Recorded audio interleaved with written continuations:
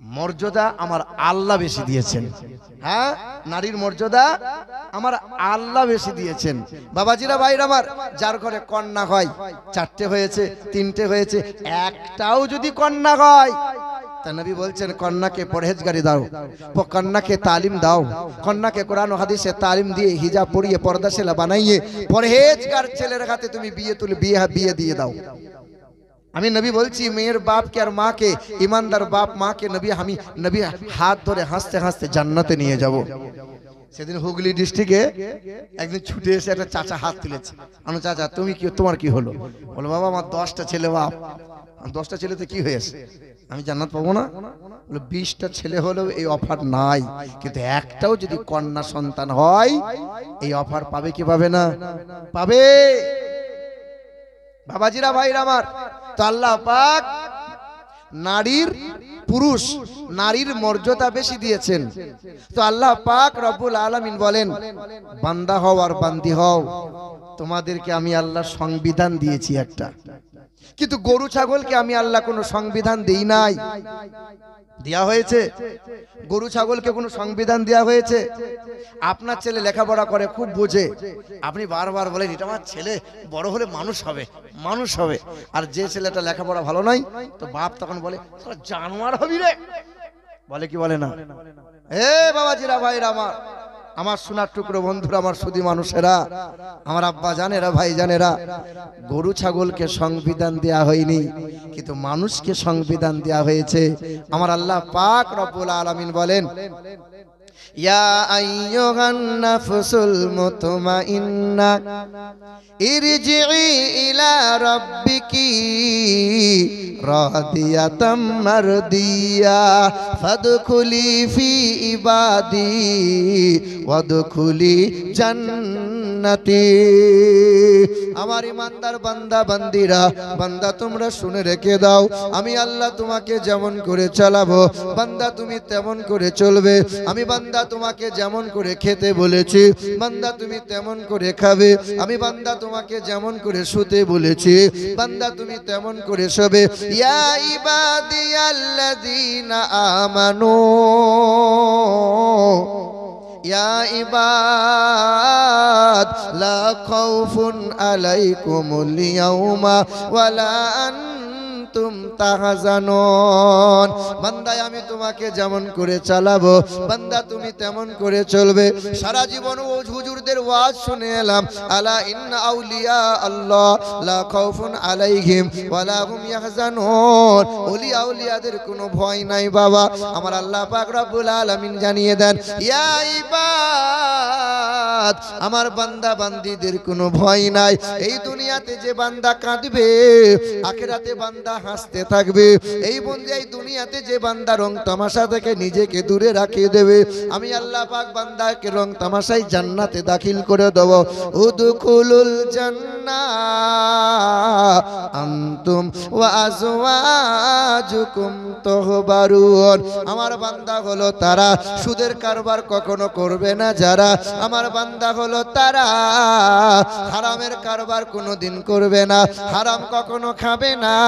ইয়া আইয়ুহাল্লাযীনা আমানু কুলু মিন তাইয়্যিবাত মা রাযাকনাকুম আশকুরু লিল্লাহ ইন কুনতুম ইয়্যাহু তা'বুদুন। আমার বান্দা যখন খাবার খাবে, আমার বান্দা যখন অর্জন করবে, আমার বান্দা যখন খাবার খাবে, হালাল খাবারটা খাবে, বান্দা সঙ্গে সঙ্গে আল্লাহ পাকের শুকরিয়া আদায় করে বলবে আলহামদুলিল্লাহ, সালামুন আলাইকুম তিবতুম ফাদখুলুহা খালিদিন ওয়াকালুল হামদুলিল্লাহিল্লাযী সাদাকানা। আমার বান্দা আল্লাহ পাকের শুকরিয়া আদায় করবে, সালামুন আলাইকুম তিবতুম ফাদখুলুহা খালিদিন। আমি আমার বান্দা দিগকে সালাম দেব, আমার বান্দারা জান্নাতে রহমতে দাখিল হবে। আমার আমার বান্দা হলো তারা, বেনামাজি হবে না তারা। আজ আমরা হোসনাবাদ এলাকার মুসলমান তারা, এই পাড়ায় জলসা হবে, ওই পাড়ায় জলসা হবে, নামাজ কিন্তু পড়বো না। জলসা দিয়ে সেই দিন ফুরুত করে জান্নাত চলে যাব, কোনো বেটা আটকাতে পারবে না। নামাজ নাই, কুল নাই, কলমা নাই, বছরে একবার জলসা দিয়ে দেবো আর হায়ার করা হুজুর নিয়ে আসবো, গোটা গ্রামের লোক ফুরুত করে পাঁচতলা দিয়ে ফিরদাউস চলে যাব। সব মনে মনে এমন ধারণা। একটা গল্প মনে পড়ে গেল বলি। হোসেনাবাদ এলাকার মানুষ তো খুব চালাক মানুষ। তো বাবা কলকাতায় গেছে, বুঝলেন, কলকাতার মিটিং হচ্ছে, মমতার মিটিং ধর্মতলায়। বলছে ফ্রিতে বাস, ফ্রিতে ট্রেন, চ একবার কলকাতা শহরটাকে দেখে আসি। তো সবাই মিলে সব গিয়েছে। তো চারজন বন্ধু মিলে এরাও গেছে। এ বাবা, তো কিছু কিছু মানুষ দেখবেন গ্রামে খুব চালাক লোক, আর কলকাতায় গিয়ে বুকা হয়ে যায়। আপনার গ্রামে একটা চালাক লোক, ও কলকাতায় গিয়েছে 50 তলা বাড়ি, 40 তলা বাড়ি, শুধু গুনছে। সর্বনাশ, এত বড় বড় বাড়ি, 1 তলা, 2 তলা, 3 তলা, 6 তলা, ভুলে গেছে। আবার গুনছে 1 তলা, 2 তলা, 5 তলা, বারবার ভুলে যাচ্ছে। এটা বিহারি দেখতে পেয়েছে। বাঙালি বারবার তলা গুনছে। কতলা গুনলে? বলে ভাই 5 তলা। বেশি কোনো নাই তো, জানো না? তলা পিছু 5 টাকা করে লাগে। যতলা গুনবে ততলা লাগবে, টাকা মানে 5 টাকা করে লাগবে। কতলা গুনেছো? এ মনে মনে ভাবছে আমি গুনে নিয়েছি কিন্তু 20 তলা, আমি কিন্তু বলবো না। তো বলছে ভাই আমি 5 তলা গুনেছি। তো 25 টাকা দে, 25 টাকা দে। 25 টাকা নিয়েছে, যে গ্রামের চায়ের দোকানে বসে বিড়ি খাচ্ছে। কলকাতার লোককে না বোকা বানিয়ে দিয়েছি। বলে কিরকম? আমি 20 তলা গুনেছিলাম, 5 তলা গুনে 25 টাকা দিয়ে চলে এসেছি। এ বাবা, তলা গুনতে গেলে টাকা লাগে, টাকা লাগে। তা হোসেনাবাদের লোক মনে করো খুব চালাক। তা চারজন বন্ধু মিলে এই মমতার মিটিং এ ধর্মতলায় গেছে, আর মনে মনে ভাবছে এই সুযোগ, ফ্রিতে এসেছি, ফ্রিতে যাব। তা চিড়িয়াখানা, ভিক্টোরিয়া যত যা আছে ভালো করে দেখেলে। চারজন গ্রুপ বন্ধু মিলে গ্রুপ করে চিড়িয়াখানা গেছে, ভিক্টোরিয়া গেছে, পার্কে গেছে, এখান ওখান গিয়েছে। যে সারাদিন সব এটা ওটা কিনেছে, পকেট খালি। যে সন্ধ্যাবেলায় দক্ষিণেশ্বর মন্দিরের কাছে দাঁড়িয়ে আছে, আর সেই ঝড়, বুঝলেন, আর বৃষ্টি, পকেটে পয়সা নাই, এদিকে বাড়ি যাওয়ার মতো গাড়ি নাই, পেটে আর খাবার নাই, খিদে একদম পেট চুঁ করছে। কি করবে? ঠান্ডায় মন্দিরে ঢুকে যাব, উপায় নাই, মুসলমানের ছেলে না, মন্দিরে ঢোকা যাবে না। তা এক কাজ কর, কোনো বাড়িতে ঢুকে যাব, যে রাতটা কাটিয়ে দেবো। ওটা তো হোসনাবাদ নয়, রানীতলা নয় যে ঢুকলি তোমাকে ঢুকতে দেবে, কলকাতা মানে। তা এর ঘরে যাই, ঢুকতে দেয় না, ওর ঘরে যাই, কাউরি ঘরে ঢুকতে দেয় না। তাই একজন বলছে দেখ বড় পড়া বাড়ি দেখ একটা। তো দেখছে হ্যাঁ বড়, বিরাট বড় বাড়ি। তো তার দরজার সামনে বলছে চাচা, ও চাচা। তো বাড়ির যে দারোয়ান ছিল মনে মনে ভাবছে আমার মায়ের পেটে তো আর কোনো ভাই নাই, আমি একাই। তো চাচা বলছে কে আবার? তা দরজা খুলে বলছে কে বাবা তুমি? বলছে আমাকে চিনতে পারছো না? আমি তোমার ভাই বাবু। না আমার তো কোনো ভাই নাই বাবু। চাচা তুমি ঘরে চলো, আমি হোসেনাবাদের ছেলে। বলে কি ব্যাপার বল? বলে চাচা খুব বিপদে পড়ে গেছি, মিটিং এ এসেছিলাম, মমতার মিটিং এ, সব ঘুটে ঘুটে পয়সা শেষ করে ফেলেছি, সন্ধ্যা হয়ে গেছে, জামা কাপড় ঠান্ডায় কাঁপছি, ভিজে গেছে সব। চাচা একটু থাকার জায়গা হবে? বলে জায়গা নাই। বলে এত বড় বাড়ি? বলে বাবা 60 তলা বাড়ি, 60 তলা বাড়ি, কিন্তু জায়গা নাই। তো চাচা একটু ব্যবস্থা করে দাও চাচা, তুমি আমার বাপের মতো, চাচা একটু ব্যবস্থা করে দাও। বাঙালি তো অভিনয় খুব পারে, চাচা একটু ব্যবস্থা করে দাও। খুব কাঁদছে। তো দেখ বাপ, তুই আমাকে চাচা বলে যখন ডেকেছিস, হোসেনাবাদের ছেলে, রানীতলা এলাকায় বাড়ি, ভাব শোন আমি এখানকার দারোয়ান, আমারও মুর্শিদাবাদে বাড়ি, নবাবী এলাকার মানুষ আমি। তো শোন বাপ, তুই আমার মুর্শিদাবাদ জেলার ছেলে, তা তোর জন্য ব্যবস্থা একটা করে দেবো। ওই 60 তলা চিলিকোঠাতে একটা রুম কিন্তু খালি আছে। তা বাপ লিফট কিন্তু চালি নয়, লিফটে কিন্তু তালা মারা আছে, হেঁটে হেঁটে সিঁড়ি পার করে 60 তলা যেতে হবে। আর ওখানে যদি পারিস বাপ তা যা। তা পেটে খিদে চুঁ করছে, কষ্ট, 60 তলা হাঁটবো কি করে? যা পেয়েছি ওই চারজনা বন্ধু মিলে সিঁড়িতে হাঁটতে লেগেছে। তো একটা বলছে ভাই দেখ চুপি চুপি গেলে পরে আর রাস্তা পার হবে না, সিঁড়ি অতিক্রম করতে পারবো না, গল্প শুরু কর। তো একজনে গল্প করছে নিতার গল্প, শালা এখনকার নিতারা চোর রে, ধাপ্পা মাছ সব মেরে মুচড়ে খায়, আর নিতাদেরকে একদম ধুইয়ে দিল বুঝলেন, দিয়ে 20 তলা চলে গেছে। আমার গল্প নাই, তুই একটা গল্প বল। তো একটা গল্প শুরু করেছে, দিয়ে গল্প করতে করতে করতে করতে করতে 40 তলা চলে গেছে। তা সাইজে যে ছোট বন্ধু ও বলছে ভাই আমি একটা গল্প বলবো। হ্যাঁ তুই ছোট চুপ কর, তুই শেষের বেলায় গল্প বলবি। আচ্ছা ঠিক আছে তাই হবে। তার একটা বন্ধু গল্প করেছে, এরকম গল্প করতে করতে 60 তলা পৌঁছে গেছে। তার বলছে ছোট বন্ধুটা যে আমি একটা গল্প বলি, তুই অনেকক্ষণ বলবো করছে, তো বল তুই বল এবার। বলে আমার একটা গল্প ছিল যে আমরা যখন ওখান থেকে এলাম না, চাচা কিন্তু ঘরের চাবিটা দিয়েছিল, 60 তলায় এলাম বটে, আমি গল্পটা বারবার শোনাতে চাইছিলাম, ছোট বলে শুনছিলে না, তো চাবিটা কিন্তু চাচার কাছে ফেলে দিয়ে চলে এসেছি। সর্বনাশ, 60 তলা হেঁটে হেঁটে এলাম, চাবি নিচেই পড়ে আছে। এ বাবাজিরা ভাইরা আমার, নামাজ কিসের চাবি বলো? নামাজ কিসের চাবি বলো? হ্যাঁ তোমার অনেক জলসা আছে কিন্তু নামাজ নাই, ওই চাবি ফেলে আসা হবে, ওখানে গিয়ে দেখবো চাবি নাই। বাবাজিরা ভাইরা আমার, আমার সোনার টুকরো বন্ধুরা, আমার সুধী মানুষেরা, আল্লাহর বান্দা হও, চাবিটা সঙ্গে করে নিয়ে যাও, তাহলে ওখানে গিয়ে জান্নাতের দরজাটা খুলে জান্নাতে আশ্রয় নিতে পারবে। সারা জীবন শুধু জলসা করে গেলাম, নামাজ নাই, মসজিদের জন্য জান দিয়ে দেবো কিন্তু নামাজ পড়বো না। বাবাজিরা ভাইরা আমার, আমার আল্লাহ পাক রব্বুল আলামিন জানিয়ে দেন, ইয়া ইবাদ লা খাউফুন আলাইকুমুল ইয়াউমা ওয়ালা আনতুম তাহজানুন আল্লাযীনা আমানু বিআয়াতিনা ওয়া কানু মুসলিমিন। আমার ওই বান্দা হলো তারা সুদের কারবার কখনো করবে না যারা, আমার ওই বান্দা হলো তারা মদের ধারে কাছে কোনোদিন যাবে না, হারাম কোনোদিন খাবে না। আমার ওই বান্দা হলো তারা হালাল উপার্জন করে আল্লাহকে রাজি খুশি করবে যারা।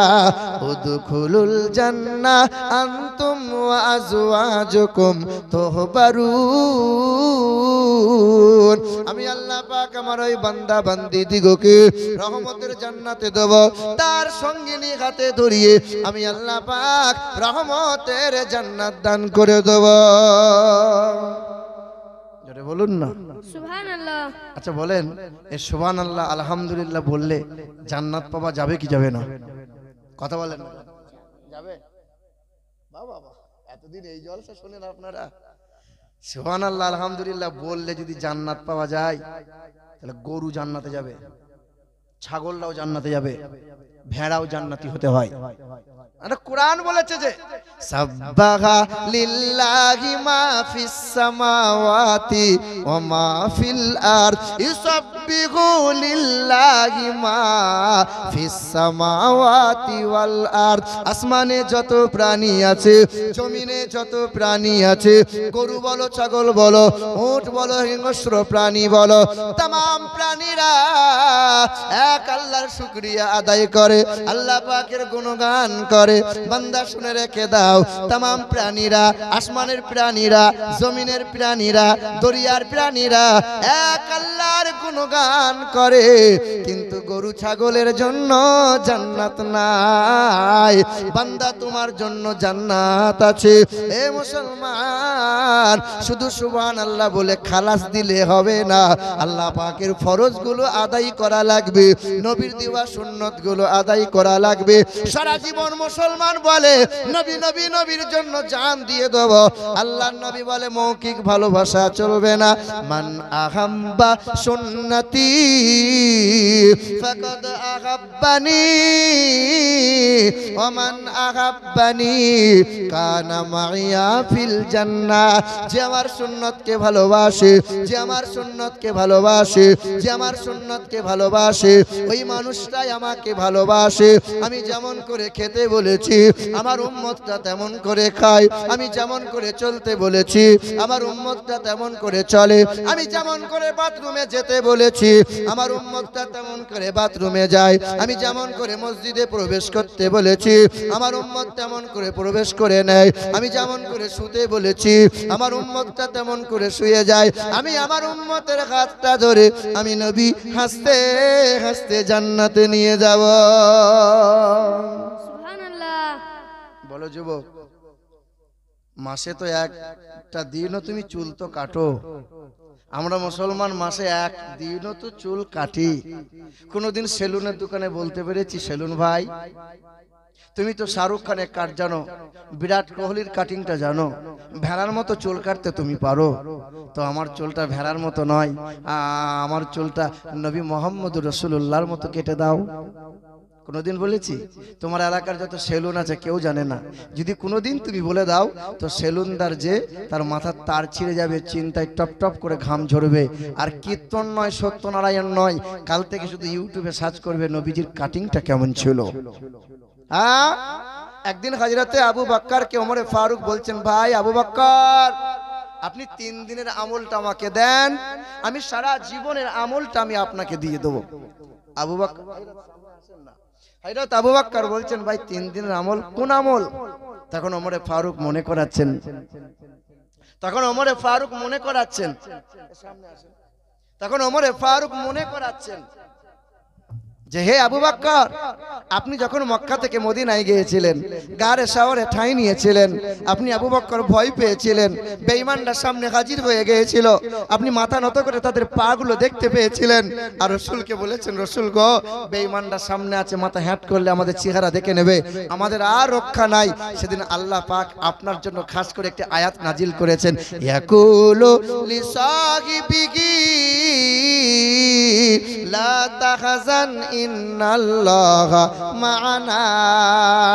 ওগো নবী আপনি আবু বকরকে বলে দেন, আপনি আবু বকরকে বলে দেন, হ্যাঁ হ্যাঁ আবু বকর আর নবী শুধু দুইজন না, না তাদের সঙ্গে রয়েছে মহান রব্বানা। আবু বকর 3 দিনের আমলটা আমাকে দিয়ে দেন, ওই 3 দিনের আমল যদি আমি ওমর পেয়ে যাই, সারা জীবনের আমল আপনাকে দান করে দেব। সুবহানাল্লাহ।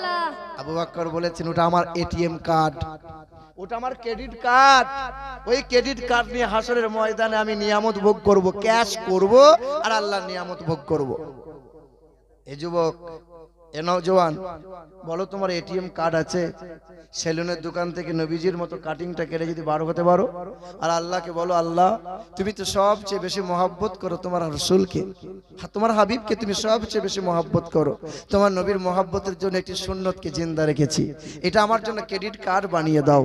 হাসরের ময়দানে এই ক্রেডিট কার্ড ক্যাশ করবে, আর এই নওজওয়ান যুবকগুলো মহান মালিকের নিয়ামত ভোগ করবে। বলো সুবহানাল্লাহ। সুবহানাল্লাহ। যুবক ভাইরা আমার, হে মুসলমানের তরুণেরা, যুবকেরা, ও আমার মায়েরা, আমার বোনেরা, আল্লাহ রাসূল সাল্লাল্লাহু তাআলা আলাইহি ওয়াসাল্লামের বয়স যখন 17 বছর ছিল, আল্লাহর নবী মক্কার জমিনে একটি সংগঠন তৈরি করেছিলেন, সেই সংগঠনের নাম হলো হিলফুল ফুজল। আল্লাহর রাসূল সাল্লাল্লাহু আলাইহি ওয়াসাল্লাম নওজওয়ান যুবকদেরকে ডাক দিয়েছিলেন, অন্যায়ের বিরুদ্ধে রুখে দাঁড়াও, হারামখোরের বিরুদ্ধে রুখে দাঁড়াও, বেদবাদের পাশে দাঁড়াও, এতিম অসহায়দের পাশে দাঁড়াও। আল্লাহ রাসূল সাল্লাল্লাহু আলাইহি ওয়াসাল্লাম মদিনার মাটিতে মসজিদে নববীর সম্মুখে বড় একটা পেস্টন টাঙিয়েছিলেন, বড় একটা ব্যানার টাঙিয়েছিলেন, বড় একটা লিস্ট নাম লিখে লিখে ঝুলিয়ে দিয়েছিলেন, অমুক বাচ্চাটা এতিম বাচ্চা, অমুক মানুষটা বেদবা মানুষ, ওই মানুষের কে দায়িত্ব নেবে বলো, ওই এতিম বাচ্চার কে দায়িত্ব নেবে বলো। আল্লাহ নবী বলেছেন, তোমরা এতিম আর বেদবাদের সেবা করো, আমি নবী বলছি তোমাদের জন্য রহমতের জান্নাত আল্লাহ সুসজ্জিত করে রেখেছে। আচ্ছা, কে কে আছে আমরা এতিম আর বেদবাদের সেবা করব? সবাই করব ইনশাআল্লাহ? একটু হাত তুলে বলি ইনশাআল্লাহ। সবাই করব? করবে না? সবাই বলি ইনশাআল্লাহ, হাত তুলে সেবা করব। আচ্ছা, এতিম আর বিধবার সেবা আমি আপনি করব, আর বাপ মায়ের সেবা কে করবে? যে ছেলেটা এতিমের সেবা করবে বলে দাবি করছি, ওই ছেলেটাকে জিজ্ঞাসা করো বাপ মায়ের সেবা করিস? বাপ মায়ের পায়ে একটু তেল দিয়ে দিস? বলে দেবে না। হালসাল 3 মাস হলো বিয়ে হয়েছে, শ্বশুর শাশুড়ির জন্য বাপ মায়ের সাথে কথা বলে না, বিবির জন্য বাপ মায়ের সাথে সম্পর্ক রাখে না। অনেক মানুষ ছেলে মেয়ের মায়ায় পড়ে বাপ মাকে বিচ্ছেদ করে দেয়। যুবক, যেদিন তুমি প্রসব বেদনা, যেদিন তুমি ভূমিষ্ঠ হয়েছিলে, মা রক্তের বন্যা বইয়ে দিয়েছিল, মা পায়ের নখ থেকে মাথার চুল পর্যন্ত রক্তের জমাট বেঁধেছিল। ওই ঘরে ঢুকলে পরে আতুরের ঘরে গন্ধ বার হয়েছিল, যেমন পচা ডিমের একটা দুর্গন্ধ বার হয়। ওই দিন মানুষ আতুর ঘরে ঢুকে বলেছিল, কেন রে এত দুর্গন্ধ কেন? সেদিন বলেছিল বাচ্চা ভূমিষ্ঠ হয়েছে, ঘরটা আতুর ঘর। ওই গন্ধ ঘরে তোমার মতো মাসুম বাচ্চাটাকে বুকে নিয়ে, যেদিন তোমার বল ছিল না, যেদিন তোমার চলা ছিল না, যেদিন তোমার দাঁত ছিল না, যেদিন তোমার হাত ছিল না, যেদিন তোমার পা ছিল না, তুমি দুর্বল ছিলে, অসহায় ছিলে, সেই দিন তোমার মা সর্বপ্রথমে বিনা স্বার্থে তোমাকে আব্বু বলে ডেকেছিল। তোমার আব্বা তোমাকে আব্বু বলে ডেকেছিল। আজকে তুমি আব্বাকে কেন আব্বু বলো জানো? তোমার আব্বা তোমাকে কোলে নাই বলে তুমি আব্বু বলো। তুমি আব্বা আব্বা বলো বলে, আব্বা কিছু দেয় বলে তুমি আব্বু বলো। তুমি বিনা স্বার্থে তো আব্বাকে আব্বু বলে ডাক দাও না। সেদিন তোমাকে বিনা স্বার্থে মা তোমাকে আব্বু বলেছিল, আব্বা তোমাকে আব্বু বলেছিল। বাবাজিরা, ভাইরা আমার, পাড়ার মানুষ সবাইকে আপনি দান করলেন। মসজিদে দান, আমি দেবো 10,000, অমক দেবে 5,000 টাকা। মাদ্রাসায় দান, আমি দেবো 10,000 টাকা। নাম কামানোর জন্য সবাই দান করে। দেখেননি কবরডাঙ্গায় ইমাম সাহেব যখন বলে আসসালামু আলাইকুম, অমকের বাপ মরে গেছে গো, সবাই আল্লাহর ওয়াস্তে মাফ করে দেন। তখন ছেলেটা কাঁদতে কাঁদতে ফুঁপি ফুঁপি বলে, আমার আব্বা মরে গেছে, যদি আমার আব্বা কাউরির কাছে ঋণ টিন করে থাকে আমাকে বলিও, আমি সব পরিশোধ করে দেবো। আচ্ছা, যে ছেলেটা জীবনে বাপ মাকে খেতে দেয় না, ও জানাজার ময়দানে বলছে বাপের ঋণ শোধ করব। আচ্ছা, কথাটা মিথ্যা কথা বললো না সত্য বললো? শালা পাক্কা মিছে কথা গো, হ্যাঁ পাক্কা মিছে কথা। যে জীবনে বাপ মাকে খেতে দেয় না, ও জানাজার ময়দানে বলছে আমি বাপের ঋণ শোধ করব। বাপ মরে যাওয়ার পরে 4টে গরু করে 4টে গ্রামকে ভোজ করে খাওয়াবো। তোর মতো জাহান্নামী ছেলে মরে যায় না কেন? কুলাঙ্গার। বাবাজিরা, ভাইরা আমার, সোনার টুকরো বন্ধুরা আমার, সুধী মানুষেরা, যে বাপ মাকে দেখে না, যে বাপ মাকে খেতে পড়তে দেয় না। আমার গ্রামে একটা হাজী সাহেব বলেন, হজ করে এসছে, দি মসজিদে তসবিহ সুবহানাল্লাহ সুবহানাল্লাহ সুবহানাল্লাহ এরকম করছে। চাচা কি ব্যাপার? তসবিহ তারা ছিঁড়ে দেবো। কি হয়েছে বলো না? আমি টাটকা হাজি। যে কি হাজি বলো? টাটকা হাজি। দি মসজিদে বলে সুবহানাল্লাহ সুবহানাল্লাহ এরকম করছে। চাচা হজ করতে যাওয়ার আগে গোটা গ্রামের লোককে খাইয়েছে। খাওয়ানো মানে 2টো গরু করেছিলাম, গোটা গ্রামের লোকে ভোজ করে খাইয়েছি। মানে বুড়ো বাপটার মাটা গোয়ালে ঠাঁই নিয়েছে। বাপ মাকে কোনোদিন দিয়েছো? বলে না। আজ বাপ মার সাথে কথা বলো? বলে না।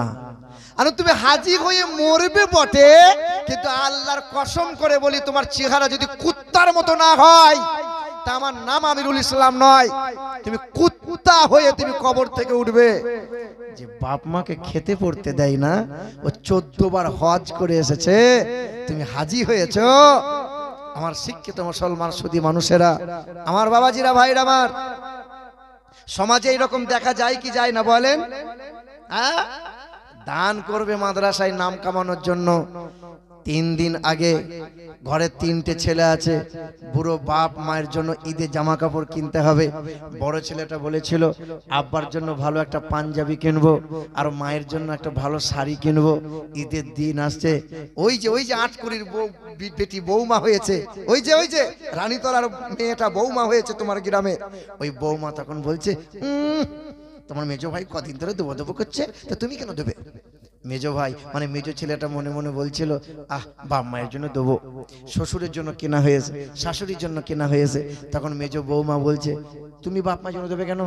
3 মাস আগে বলেছে ছোট ভাইটা দেবো করেছে, তো তুমি দেবে কেন? ছোট ভাই দেবে, তা দিক। ছোট ভাই ও টাটকা বিয়ে করেছে, 2 মাস হলো সবে, আর সিরিয়ালওয়ালা বউ করে নিয়ে এসে টিকটক করা মেয়ে, ভুরু ফিলাপ করা মেয়ে, পেট বার করে দাঁড়িয়ে আছে। তখন স্বামীকে হুকুম করছে, আমরা বাপকে একটা শাড়ি, বাপকে একটা পাঞ্জাবি দিলে না, মাকে একটা শাড়ি, তুমি তোমার বাপ মাকে দেবে কি করে?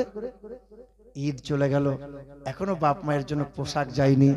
ওই ছেলে ঈদের নামাজ পড়ার পরে ইমাম সাহেবের সাথে মোসাফা করছে, হুজুর আসসালামু আলাইকুম। হুজুর একবার বুকটা মিলাবো, এরকম করছে। ইমাম সাহেব বলছে, ছাড় বাপ, পাঁজর ভেঙে যাবে, ছাড়। না, বছরে একবার এরকম করে বুক মিলাচ্ছে। শালা তুই বুক মিলাচ্ছিস, লজ্জা হলো না একবার? শরম হলো না একবার? হ্যাঁ, মসজিদে দান হলো, রমজান মাসে ইফতার করাবে, 100 লোককে ইফতার করাচ্ছে। ইফতারটা সর্বপ্রথমে বাপ মায়ের কাছে যাওয়া আগে দরকার ছিল। সবাইকে দান করার আগে আব্বা মাকে আগে দেওয়া দরকার ছিল। বলেন, আপনারা বলেন, আপনার বাড়িতে নারকেল গাছ আছে, নারকেল গাছের প্রথম ফলন হয়েছে 1 কাঁদি ফল, ওই 1 কাঁদি ফলনটা সর্বপ্রথম মসজিদে দেবেন না মাদ্রাসায় দেবেন? কোথায় দেবেন? মসজিদে দেবেন। আর আল্লাহ বলছেন মসজিদে দিও না। কে বলছে? আল্লাহ বলছেন, ইয়াসআলুনাকা মাযা ইউনফিকুন কুল মা আনফাকতুম মিন খায়রিন ফালিল ওয়ালিদাইন। আগে মসজিদে নয়, ওয়ালিদাইন ওয়াল আকরাবিন ওয়াল ইয়াতামা ওয়াল মাসাকিন ওয়া বানাস সাবিল। আগে বাপ মাকে দাও, আগে বাপ মাকে দাও, তারপরে আত্মীয় পরিবার পরিজনদেরকে দাও, তারপরে এতিমদেরকে দাও, মিসকিন দরিদ্রদেরকে দাও, তারপরে যেখানে মন চাইবে আল্লাহ রাস্তায় দান করে দাও। নিজের আপন ফুপু খেতে পায় না, ও মাদ্রাসায় 10,000 টাকা দান করে নাম কামিয়ে নেবে। আমার আল্লাহ পাক বলে, বান্দা কুল মা আনফাকতুম মিন খায়রিন ফালিল ওয়ালিদাইন। আগে বাপ মায়ের কদমের কাছে রাখো, তারপরে মসজিদে দাও, তারপরে মাদ্রাসায় দাও। হ্যাঁ হ্যাঁ, বাপ মা যদি খুশি হয় আমার রাসূলুল্লাহ খুশি হয়ে যাবেন। আমার রাসূল যদি খুশি হয়ে যায়, জান্নাত তোমার জন্য সুসজ্জিত হয়ে যাবে। সুবহানাল্লাহ। কথা বুঝতে পারছেন? আমার হিসেবগুলো বুঝতে পারছেন? তাহলে অনেক কিছু তথ্য আপনার না জানা ছিল, কথাগুলো জানেন ভালো করে, কথাগুলো বোঝেন ভালো করে। বাবাজিরা, ভাইরাই আমার, দয়া রাসূল সাল্লাল্লাহু আলাইহি ওয়াসাল্লামের মদিনার মসজিদে লম্বা একটা লিস্ট করা আছে। হ্যাঁ, সবাই একে একে দায়িত্ব নিয়েছে। ওই বেদবার দায়িত্বটা আমি নিলাম, ওই এতিমের বাচ্চার দায়িত্বটা আমি নিলাম।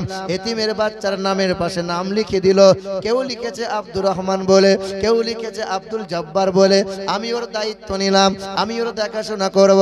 শেষে একজন বয়স্কা বিধবা মহিলার নাম লেখা আছে, নামের পাশে দায়িত্ব নিবার কোনো ব্যক্তির নাম লেখা নাই। ওমরে ফারুক রাদিয়াল্লাহু তাআলা আনহু তিনি কি করলেন, ওই বিধবার নামের পাশে ওমর ইবনে খাত্তাবের নামটা, খাত্তাবের বেটা ওমরের নাম লিখে দেয়া হয়ে গেল। হযরতে ওমরে ফারুক রাদিয়াল্লাহু তাআলা আনহু ফজরের নামাজটা আদায় করেছেন, ইশরাকের নামাজটা পড়ে পা করে চলে গেলেন। ওই বৃদ্ধা মহিলার ঘরের দরজার সম্মুখে দাঁড়ায় ওমরে ফারুক সালাম জানাই, আসসালামু আলাইকুম ওয়া রাহমাতুল্লাহি ওয়া বারাকাতুহু। ঘরের ভিতর থেকে সালামের জবাব দেয়, কে বাবা? ও মা, আমি খাত্তাবের বেটা ওমর। কে চাই বাবা? ও মা, একবার দরজা খুলে দাও মা, তোমার ঘরটা মুছে দেবো, তোমার কাপড়গুলো একটু ধুয়ে দেবো, তোমার হাত পা গুলো একটু মুছে দেবো, কুয়া থেকে পানি এসে তো নিয়ে তোমাকে পান করাবো। ও মা, তোমাকে একটু খাবার খাওয়াবো। ঘরের ভিতর থেকে বুড়ি মা আওয়াজ দিয়ে বলে, বাবা ওমর, যাও বাবা, ফিরে যাও, প্রতিদিন একটা মানুষ আমার সেবা করে যায় বাবা, যাও যাও, ফিরে যাও। ওমরে ফারুকের মনটা খারাপ হয়ে গেল, মুখটা ছোট করে হযরতে ওমরে ফারুক রাদিয়াল্লাহু তাআলা আনহু বাড়ি চলে গেলেন। মনে মনে চিন্তা করলেন, কোন মানুষ আমার আগে আগে তার সেবা করে দেয়। না না, আজ আর ফজরের পরে যাব না, ফজরের আগে আগে একটু যাব। ওমরে ফারুক দ্বিতীয় রাত্রিতে ফজরে আজান হওয়ার পূর্বে চলে গেলেন। ওই বৃদ্ধা মহিলার দরজার সম্মুখে দাঁড়িয়ে গেলেন।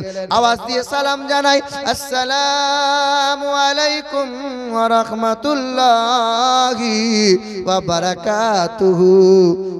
সঙ্গে সঙ্গে সালামের জবাব দেয়, কে বাবা? ও মা, কাল এসেছিলাম, আমি সেই খাত্তাবের বেটা ওমর। ও বাবা ওমর, কি চাই বাবা? ও মা, একবার দরজাখানা খুলে দাও মা, আমি তোমার সেবা করব মা, তোমার ঘরটা একবার মুছে দেবো। হে মুসলমান, ওটা ওমরের জন্মদাতা মা নয়, তোমার তো জন্মদাতা মা এখনো হায়াতে আছে। কোনোদিন তো মনে হলো না মায়ের জ্বর এসেছে, পায়ে একটু তেলটা মালিশ করে দিই? কোনোদিন তো মনে হলো না মা আজকে তোমার ঘরটা আমি সাফ করে দেব, মা তোমার বিছানা একটু পরিষ্কার করে দেব? এ মুসলমান সোনার টুকরো বন্ধুরা, ওমরে ফারুক রাদিয়াল্লাহু তাআলা আনহুকে দ্বিতীয় রাত্রিতে বৃদ্ধা মহিলা আওয়াজ দিয়ে বলে, ও বাবা ওমর, ফিরে যাও বাবা, ফিরে যাও। প্রতিদিন যে মানুষটা সেবা করে যায়, আজও মানুষটা আগে আগে তোমার আগে সেবা করে দিয়ে গেছে বাবা। ওমরের মনটা আরো খারাপ হয়ে গেল। সেই মানুষটাকে আমি ওমরের আগে আগে কে বৃদ্ধার সেবা করে যাই। ওমর চিন্তায় চিন্তিত হলেন, কে সেই মানুষ? মুসলমানের ছেলেরা, ওমর ফারুক রাদিয়াল্লাহু তাআলা আনহু তৃতীয় রাত্রিতে আর ফজরের আগে নয়, ফজরের পরে নয়, ইশার নামাজটা পড়ে নিলেন। দৌড়ে দৌড়ে চলে গেলেন। জ্যোৎস্না রাত ছিল। সঙ্গে সঙ্গে বৃদ্ধা মহিলার দরজায় আওয়াজ দিয়ে দিলেন, মা দরজা খুলে দিলেন। ও মা, তোমার বিছানা একটু সাফ করে দিই, তোমার পানি একটু উঠিয়ে কাপড়টা একটু ধুয়ে দিই। ও মা, তোমার ঘরটা একটু মুছে দিই। ও মা, তুমি একটু বসো, আমি তোমাকে একটু খাবার খাইয়ে দিই। ওমরে ফারুক রাদিয়াল্লাহু তাআলা আনহু রুটিগুলো টুকরো টুকরো করে, রুটিগুলো লুকমা লুকমা দিয়ে মায়ের জবানে, মায়ের মুখে যেমন দেয়, সঙ্গে সঙ্গে বৃদ্ধা মা ঝরঝর করে কান্না করে যায়। মা কান্না করে, বুড়ি মা কান্না করে। ওমরে ফারুক জিজ্ঞাসা করে, মা কারণটা কি? কোনো কি বেয়াদবি করলাম নাকি? সঙ্গে সঙ্গে বুড়ি মা বলে, বাবা ওমর, ও বাবা ওমর, না বাবা না, প্রতিদিন যে মানুষটা আমার সেবা করে যায়, ওই মানুষটা জানে আমি চোখে তেমন দেখতে পাই না, ওই মানুষটা জানে আমার কোনো দাঁত নাই, চিবিয়ে খেতে পারি না, তাই সেই মানুষটা মুখে রুটিটা নিয়ে চিবিয়ে চিবিয়ে নরম করে দিয়ে তারপরে আমার মুখে লোকমাগুলো তুলে তুলে দেয়। ওমর কান্না করতে লাগলেন, মা বলো মা, ওই মানুষটা কে মা? ওমর বলেন, কোনোদিন ওই মানুষটা কোনোদিন নামটা বলে নাই। ওমরে ফারুক বললেন, ঠিক আছে মা, আমি আজকে দেখব ওই মানুষটা কে। ওমরে ফারুক রাদিয়াল্লাহু তাআলা আনহু কি করলেন? দরজার পাশে দাঁড়িয়ে গেলেন, এক করে দাঁড়িয়ে গেলেন। অর্ধরাত্রিতে, জ্যোৎস্না রাত্রিতে খালি পায়ে ওই মানুষটা পা পা পা পা করে আসতেছে। ওমরে ফারুক রাদিয়াল্লাহু তাআলা আনহু দেখতে পেয়েছে দরজায় যেমন মানুষটা আওয়াজ দিতে যায়, ছুটে গিয়ে ওমরে ফারুক হাতখানা ধরে নেয়। কে তুমি? তোমার পরিচয় কি? নাক মুখটা বাঁধা আছে, কথা বলে না, পরিচয় দিতে চাই না, হাত ছাড়াতে চাই, ওমর হাত ছাড়ে না। এমন সময় মুখের কাপড় নেমে যায়, ওমরে ফারুক চমকে যায়। ওই মানুষটা কে জানো? ওমরে ফারুক জানিয়ে দেয়, শোনো শোনো, ওই মানুষটাকে প্রথম মুসলমান হয়েছিলেন যে, প্রথম মুমিন বান্দা যে, প্রথম খলিফা যে, প্রথম জান্নাতের সার্টিফিকেট পেয়েছে যে, নবীর সঙ্গে হয়ে মক্কা থেকে মদিনায় সর্বপ্রথম গিয়েছে যে, ওই মানুষটাকে বিলালকে নিজের অর্থ দিয়ে নবীর কাছে কিনে আজাদ করেছিলেন যে, ওই মানুষটাকে নবীজির রওজা মুবারকের জায়গাটা যিনি অর্থ দিয়ে কিনে দিয়েছিলেন যে, ওই মানুষটাকে নবী মিরাজ থেকে ফিরে আসার পথে সর্বপ্রথমে নবীর কথা বিশ্বাস করে নিয়েছে যে ওই মানুষটাকে নবী হায়াতে থাকাকালীন ইমামতির জায়গায় দাঁড়িয়ে ইমামতি করেছেন, যে ওই মানুষটাকে পৃথিবীর জমিনে সবচেয়ে নবীর পরে ইমানদার যিনি, ওই মানুষটা হলেন তিনি যিনি গাছের পরিন্দাগুলোকে দেখে কান্না করে বলতেন, হে গাছের পরিন্দা তুমি কত ভাগ্যবান, তুমি এই গাছে বসো, ওই গাছে বসো, গাছের ছায়াতলে বাস করো, ফল ফুল খেয়ে দিন কাটিয়ে দাও, হাসরের ময়দানে তোমার কোনো জান্নাত জাহান্নাম বলে চিন্তা নাই, তোমার কোনো হিসেব নাই, আমার মতো মানুষটার হিসেব হবে। আমি যদি ওই মানুষ না হয়ে তোমার মতো যদি পরিন্দা হয়ে যেতাম, নসিবটা খুশ নসিব হয়ে যেত। ওমর বলেন জানো নাকি ওই মানুষটাকে? ওই মানুষটা হলেন নবীজির প্রিয়তম খলিফা হযরতে আবু বকর সিদ্দিক। সুবহানাল্লাহ। জোরে বলো সুবহানাল্লাহ। নারে তাকবীর। আর একটু আস্তে করে নারে তাকবীর। দম দিয়ে দিয়ে কি নারা লাগানো হয়? ওই পাম দিয়ে বেলুন ফুলানো হচ্ছে। এ বাবা, বাবাজিরা ভাইরা আমার, মানুষের সেবা করো, গরিবের পাশে দাঁড়াও, বেদবাদের পাশে দাঁড়াও, হ্যাঁ হ্যাঁ, সবচেয়ে বেশি নিজের মা আব্বার সেবা করো।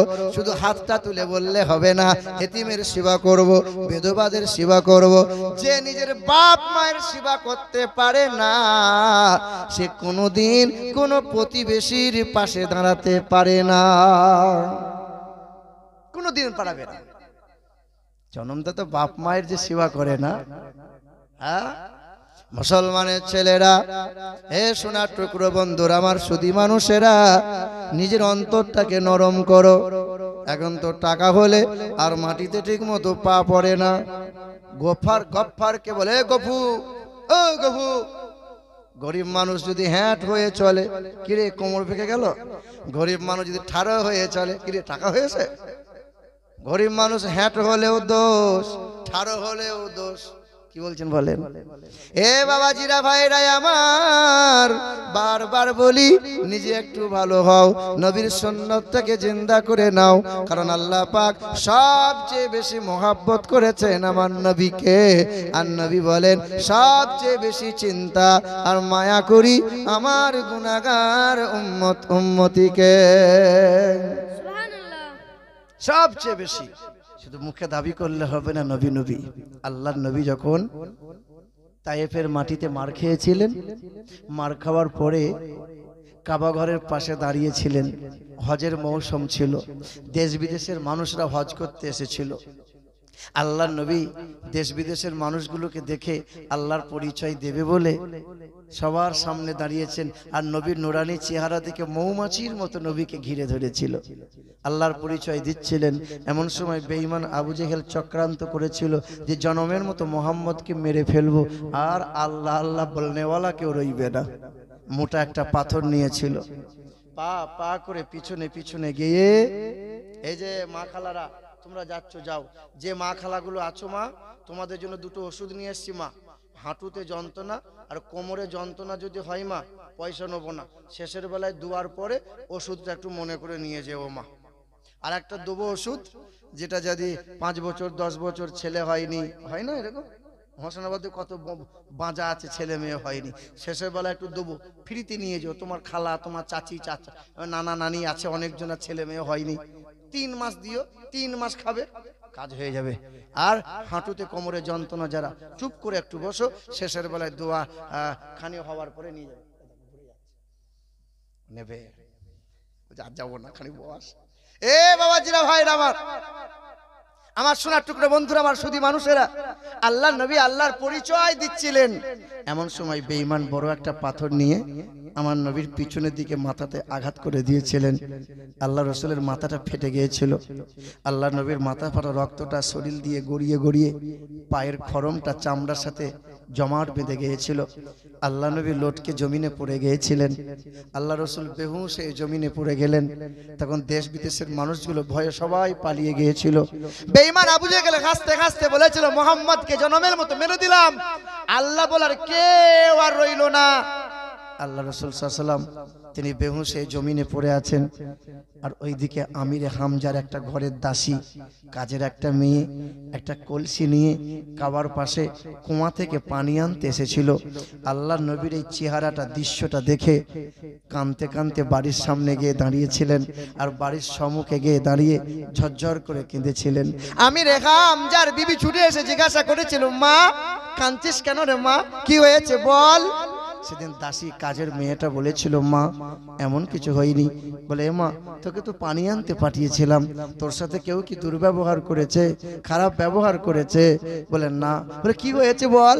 বলে, যার আব্বা নাই, যার মা নাই, যার দাদু নাই, ওই ব্যক্তিটাকে এমন করে মেরেছে, মনে হলো যেন ব্যক্তিটার বেঁচে নাই, মারা গিয়েছে। কার কথা বলছিস রে মা? তিনি হলেন আব্দুল্লাহর বেটা মোহাম্মদ সাল্লাল্লাহু আলাইহি ওয়াসাল্লাম। আমিরে হামজার বিবি সকাল থেকে ঝরঝর ঝরঝর করে কাঁদছেন। দ্বিপ্রহরের সময় আমিরে হামজা যখন বাড়িতে এসেছে, ঠান্ডা পানিতে হাত মুখটা ধুয়ে নেওয়ার পরে বিবিকে বলেছে খাবার দাও, খাবারটা সামনে দিয়েছে, আর বিবি ঝরঝর করে কেঁদেছে। আমিরে হামজা বলছেন, বিবি কাঁদছো কেন বলো? তুমি আমার সংসারে আছো, তুমি কি কোনো অভাব পেয়েছো? তোমাকে আমি কোনো কষ্ট দিয়েছি বলো? তোমার সাথে কোনো দুর্ব্যবহার করেছি বলো? বলেন না। কি হয়েছে বলো, তুমি কাঁদছো কেন? বলে, তুমি তো চাচা, তুমি তো একটা চাচা, তার তো আব্বা নাই, তুমি তো তার চাচা, চাচা মানেই তো বাপ, যার আব্বা মা নাই। 6 মাসে বাপ গেছে, 6 বছরে মা ইন্তেকাল হয়ে গেছে, 8 বছরে দাদু ইন্তেকাল হয়ে গেছে। ওই মানুষটা, ওই ছেলেটা আমাদেরই তো ঘরের বলো, যার নাম মোহাম্মদ সাল্লাল্লাহু আলাইহি সাল্লাম, তাকে এমন করে বেঈমান আবু জেহেল মেরেছে, আমার দাসীটা সকালবেলায় খবর দিয়ে গেছে সে নাকি আর বেঁচে নাই। আমিরে হামজা খাবারের থালা সরিয়ে দিয়ে বিবির চোখের পানিটা হাতে করে মুছিয়ে দিয়ে ঘোড়ার পিঠে চড়ে দৌড়ে চলে গেল। বেঈমান আবু জেহেলের চুলের মুঠিটা ধরে দেওয়ালে ঘা লাগিয়েছে, মাথাটা ফেটে গেছে। আর আমিরে হামজা বলেছে, বেঈমান আবু জেহেল, এরপরে কখনো কোনোদিন যদি আমার নবীর উপরে এতটুকু আঁচ রেখেছো, কষ্ট দিয়েছো, হয় সূর্যটা সেই দিন তোমার জন্য উঠবে, আর না হয় সূর্যটা আমার জন্য উঠবে। আমিরে হামজা রাদিয়াল্লাহু তাআলা আনহু সেদিন বেঈমানকে থেট দিয়ে আমার নবীকে খুঁজে খুঁজে বেড়াচ্ছে, আমার নবী কোথায় আছে, আমার নবী কি সত্যি ইন্তেকাল হয়ে গেল, নবীর কি হলো? সেদিন আল্লাহর নবীকে এক সাহাবী কাবা ঘরের ভিতরে নিয়ে গিয়ে উরুতে মাথা রেখে নবী শুয়ে আছেন, মাথার উপরে সেই দিন সাহাবীটা আল্লাহর নবীর মাথার উপরে হাওয়া করছিলেন। আল্লাহর নবীর কানে কানে বলছেন, রাসূল, সবাই যখন আপনাকে ছুড়ে গেছে, সবাই যখন আপনাকে ভুলে গেছে, আপনার আপন চাচা আমিরে হামজা আপনাকে ভুলে যায় নাই, আপনাকে খুঁজে বেড়াচ্ছে। আল্লাহর নবী উঠে বসলেন, চাচার কথা শুনে নবী কাঁদতে লাগলেন। আমিরে হামজা চাচা টুকটুক টুকটুক করে এলেন, আল্লাহর নবীকে দেখে বলছেন, আব্বু তোমার খুব কষ্ট হয়েছে বলো, বলো তোমার খুব কষ্ট হয়েছে বলো, আমি তোমার চাচা। না, তুমি আমাকে আব্বু বলে ডাকবে, যতদিন আমি বেঁচে আছি আমি তোমার সুখ দুঃখের সঙ্গী হয়ে থাকবো, মাথার ছাতা হয়ে আমি দাঁড়াবো, তুমি মনে কষ্ট নেবে না। আল্লাহ নবী কাছে গেলেন, চাচার হাত দুটো ধরে বললেন, চাচা তুমি আমাকে খুব ভালোবাসো বলো, তুমি আমাকে খুব মোহাব্বত করো বলো? বলে, হ্যাঁ। বলে, চাচা তুমি আমাকে এত ভালোবাসো, খাবারের থালা সরিয়ে দিয়ে ছুটে চলে এলে, বিবির চোখের পানিটা মুছিয়ে দিয়ে তুমি আমার কাছে চলে এলে, তুমি আমাকে এত ভালোবাসো, বেঈমান আবু জেহেল আমাকে মেরেছে বলে তুমি তাকে মেরে এলে? বলে, হ্যাঁ। চাচা এই মৌখিক ভালোবাসা হাসরের ময়দানে কোনো কাজে লাগবে না চাচা। চাচা তুমি আমার হাতটা ধরে, তুমি আমার হাতের উপরে হাত রেখে তওবা করে শপথ গ্রহণ করো, অঙ্গীকার করো, আর বলো কালমা লা ইলাহা ইল্লাল্লাহু মুহাম্মাদুর রাসূলুল্লাহ। তুমি কালেমা পড়ে নাও, আমি নবী তোমার হাত ধরে হাসতে হাসতে জান্নাতে নিয়ে যাব। জোরে বলুন।